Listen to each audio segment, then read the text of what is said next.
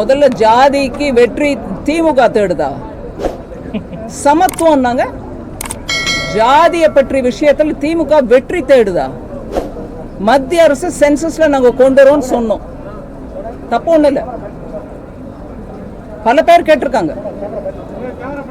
இன் principal approval நாங்க கேபினெட்ல கொடுத்திருக்கோம்.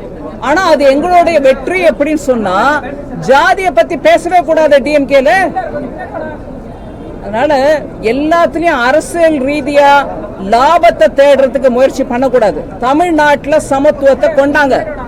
Census வரும் எப்படியா இருந்தாலும், அதுல இந்த டேட்டா வரும் எப்படியா இருந்தாலும், எல்லாருக்கும் அந்த டேட்டா வெளிப்படையா உதவுறதுக்கு தான் சென்சஸ் மூலமா எடுக்கிறோம். அதனால இதுல உடனே ஒரு குயுக்தியா அதை திருப்பிக்கிட்டு நாங்க போராடினதுனால தான் எங்களுக்கு வந்துச்சுன்னு சொல்ல வேணாம். இன்னைக்கும் நான் தெருவில் போகும்போது போர்டு பாக்குறேங்க, ஜாதி பேருடன் பேரு இந்த தமிழ்நாட்டில் இன்னைக்கும் இருக்குது.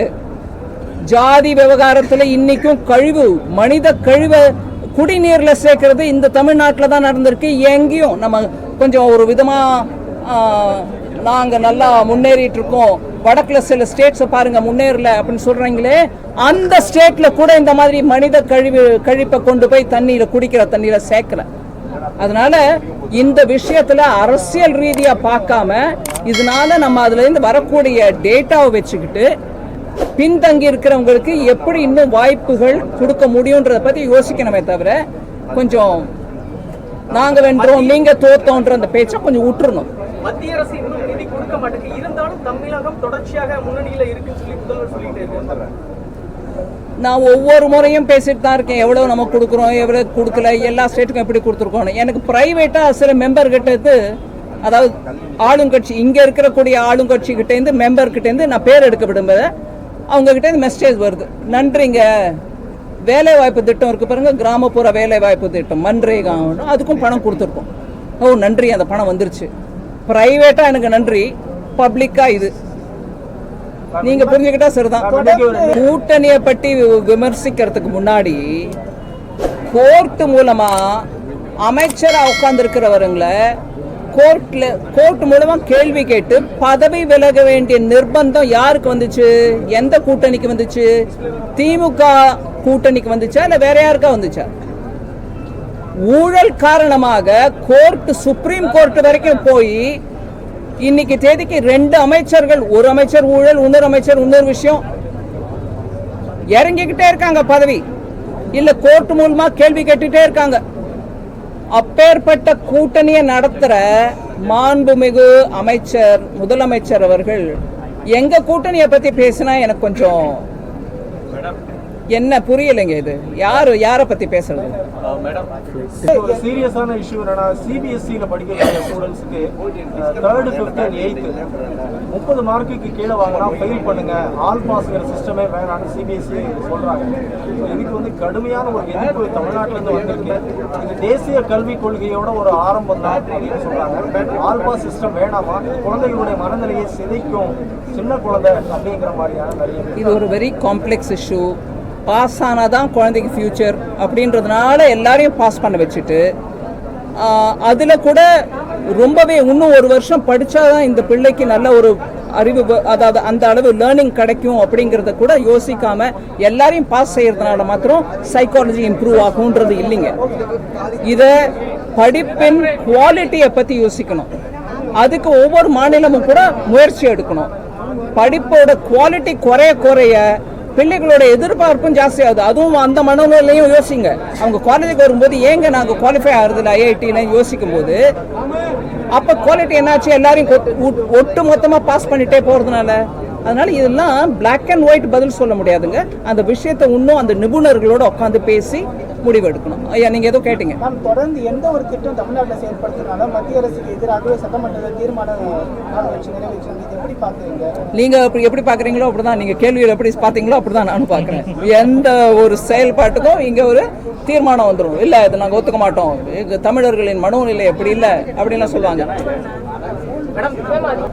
நான் ஜிஎஸ்டி பத்தி பேசும்போது நான் தனிநபரா பேசல, அங்க இருக்கக்கூடிய ஒவ்வொரு மாநிலத்திலேருந்து வரக்கூடிய அமைச்சர்கள், நிதி அமைச்சர்கள் எல்லாரோட உட்காந்து டிசிஷன் எடுக்கிறது தான் ஜிஎஸ்டி கவுன்சில்.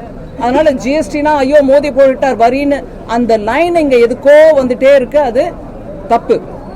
ஜிஎஸ்டி கவுன்சில்ல எல்லா மாநிலத்தோட ஃபைனான்ஸ் மினிஸ்டர்ஸும் இருக்காங்க, இது நம்ம முதல்ல புரிஞ்சுக்கணும். ரெண்டாவது பாத்தீங்களா, நீங்க கேட்குற மாதிரி மிடில் கிளாஸ் மேல கூட வரி போட்டாங்க இல்லைங்க. ஜிஎஸ்டி பிறக்கிறதுக்கு முன்னாடி 2017க்கு முன்னாடி கூட வேல்யூ ஆடட் டாக்ஸ் VAT, அதோட இல்லாம ஸ்டேட்ல எக்ஸைஸ், ஆக அதை தவிர ஸ்டேட் லெவல்ல இருந்த எத்தனையோ அடிஷனல் டாக்ஸஸ், கிட்டத்தட்ட 17 வரிகளும் 8-9 செஸ்ஸும் கலந்து தான் இன்னைக்கு ஜிஎஸ்டி ஆயிருக்கு. அது ஒவ்வொரு மாநிலத்திலும் இருந்த வரிகள் எல்லாம் சேர்த்து போட்டு தான் கலந்து ஜிஎஸ்டி பண்ணிருக்காங்க. அதனால ஜிஎஸ்டி வந்த பிறகுதான் நம்ம மிடில் கிளாஸ் மக்களுக்கோ ஏழை மக்களுக்கோ அவங்களுடைய தினசரியில உபயோகிக்கக்கூடிய பொருட்கள் மேல வரி வந்துருச்சு அப்படின்ற அந்த வாதம் தப்பு. ஜிஎஸ்டி வரதுக்கு முன்னாடியிலேருந்தே வரி இருந்துச்சு. ஆனா ஜிஎஸ்டி வந்த பிறகு நீங்க வந்த பிறகு நீங்க என்ன பண்ணீங்கன்னு கேட்டீங்கன்னா, முன்னாடி இருந்த வரி விகிதத்தை விட ஜிஎஸ்டி வந்த பிறகு வரி விகிதம் குறைஞ்சிருக்கு. அண்ட் இப்போ நடக்கிற முயற்சி, அதாவது குரூப் ஆஃப் மினிஸ்டர்ஸ் மூலமா நடந்துட்டு இருக்கிற முயற்சி இன்னும் அதை குறைக்கிறதுக்கு தான். அதனால ஜிஎஸ்டி வந்த பிறகுதான் நம்மளுக்கு வரி வந்துருச்சுன்றது தப்பான வாதம். ஏன், அதுக்கு முன்னாடியும் இருந்துச்சு. ஆனா கடைகள்ல பில்லு கொடுக்கும்போது அதை காட்டியிருக்க மாட்டாங்க.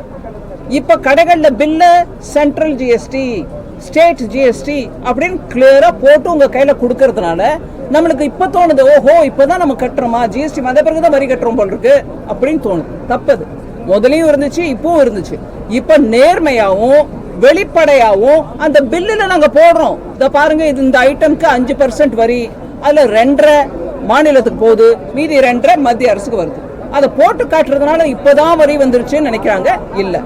லாஸ்ட் பாயிண்ட், ஜிஎஸ்டியில் எடுக்கக்கூடிய ஒவ்வொரு தீர்மானமும் எல்லா மாநில அமைச்சர்களுடைய ஒப்புதல் சேர்ந்துதான், அவங்களுடைய ஒப்புதலுடன் தான் டிசிஷன் நடக்குதே தவிர நான் ஒத்தி மாத்திரம் எனக்கு வேணும் இந்த வரி கொடுங்கன்னு கேட்க முடியாது. அதனால ஜிஎஸ்டியை பத்தி நான் மீடியாவை தயவு பண்ணி கேட்டுக்கிறேன், கொஞ்சம் மக்களிடையே இதை பத்தி உணர்வு, அதாவது இதை சரியான புரிதலை ஏற்படுத்த முயற்சி பண்ண வேண்டுமாக. ஆதிவாரி கணக்குகள் 6% is the requirement for education is what all educationists are saying. Apparently 6% of the budget, yeah, GDP. But then we are not getting it. We are not getting that much. But you know, ma'am, when you ask this question, it is right. It's good for you to ask this question. But education is both a center and state subject. So when I present the budget, it is only the central expenditure which gets captured in it. Every state's expenditure should also be looked at, and together is what we should take for assessing how much is being spent on education. So just not the central government, because it's a subject under both center and state. BJP government வந்ததுக்கு பிறகு தொடர்ந்து கார்பரேட்டுகளுக்கு மட்டும் வரி சலுகை கொடுத்துக்கிட்டே இருக்காங்க அப்படின்னு ஒரு குற்றச்சாட்டு சொல்லிக்கிட்டே இருக்காங்க. உண்மையாவே பிஜேபி கவர்மெண்ட் வந்ததுக்கு பிறகு கார்பரேட்டுகளுக்கான வரி சலுகை உயர்த்தி வழங்கப்படுதா, என்ன அக்கவுண்ட்ல தான் கொடுக்கப்படுது, இல்ல கொடுக்கவே இல்லையா, என்ன நடக்குது? குற்றச்சாட்டை வச்சுக்கிட்டே இருக்காங்க. அவங்க தமிழ்நாட்டுக்கு நான் பணம் கொடுக்கலன்ற குற்றச்சாட்டையும் வச்சுட்டே இருந்தாங்க. நான் வந்து ஒவ்வொரு தினமும் தொண்டை கிழிய சொல்லிட்டே இருக்கேன், நம்பரையும் கொடுத்து சொல்லிட்டு இருக்கேன், பேப்பர் உங்க எல்லாருக்கும் டிஸ்ட்ரிபியூட் பண்ணிட்டே சொல்லிட்டு இருக்கேன், கொடுத்துட்டு தான் இருக்கோம். அதனால அவங்க ஒவ்வொரு முறையும் ஒரு குற்றச்சாட்டை போட்டாங்கன்னா அது உண்மை இருந்து போடுறாங்கன்றத நீங்க முதல்ல உங்க மனசுல இருந்து அந்த எண்ணத்தை நீக்கிடுங்க. அவங்க போட்டுட்டே இருக்காங்க, அவ்வளவுதான். எந்த விதமான ஃபேவரும் எந்த கார்பரேட்டுக்கும் நாங்க செய்யல. அதனால இதை திருப்பி திருப்பி சொன்னாங்கன்னா நீங்க, நான் என் தரப்புல உங்களை கேட்டுக்கிறேன், தயவு பண்ணி கேளுங்க, கொஞ்சம் ஆதாரம் கொடுங்க ஐயா, ஏதோ ஒரு ப்ரூஃப் கொடுங்க, அவங்கள போய் நாங்க கேட்கிறோம், நீங்க கேளுங்க. எந்த விதத்துல எந்த கார்பரேட்டுக்கு கொடுத்திருக்கு நான் கேட்கிறேன். ரெண்டாவது, இன்னைக்கு நாட்டுல ஒரு பாலிசி மூலமாக இண்டஸ்ட்ரி நம்ம நாட்டுக்கு வரணும், முதலீடு நம்ம நாட்டுக்கு வரணும்னு பண்ணிட்டு இருக்கையில தமிழ்நாடு கூட தான் முதலீடு வருது. இங்கே வந்து கார்பரேட் வைக்கிறாங்க பிசினஸ், இவங்க ஏதாவது கொடுத்துருக்காங்களா அவங்களுக்கு? அதனாலதான் வருதா? நாடு முழுவதும் கொள்கை சரியா இருந்துச்சுன்னா, நாடு முழுவதும் ஒரு ஸ்டேபிள் கவர்மெண்ட் இருந்துச்சுன்னா, நாடு முழுவதும் டாக்ஸ் பாலிசி சாதகமா இருந்துச்சுன்னா, எல்லாருக்கும் சாதகமா இருந்துச்சுன்னா அந்தந்த பிசினஸ் வளரும். இன்னைக்கு MSME வளருது, சிறு குறு தொழில் தமிழ்நாட்டில் வளருது. அவங்களுக்கு பண்ணலையா? கொள்கை ரீதியா பண்ணலையா? அதனால இந்த மாதிரி அடித்தளமே இல்லாத குற்றச்சாட்டுகளை அவங்க சொல்ல நான் உங்களை விண்ணப்பிச்சு கேட்டுக்கிறேன். ஆதாரம் கேளுங்க. எப்படிங்க சொல்றீங்க? அப்படி யாருக்கு என்ன ஆதாயம் பண்ணி கொடுத்தாங்கன்னு? நான் இன்னைக்கு பிரதமர் ஐயா கேரளால போய் விழிஞ்சம் போர்ட்டை இனாகரேட் பண்றாரு. சி போர்ட்டை உலக அளவில் அந்த போர்ட்டுனால நம்ம நாட்டுக்கு பெருமை. ஆனா இத்தனை நாளா சொல்லிட்டு இருந்தவங்க யாரு?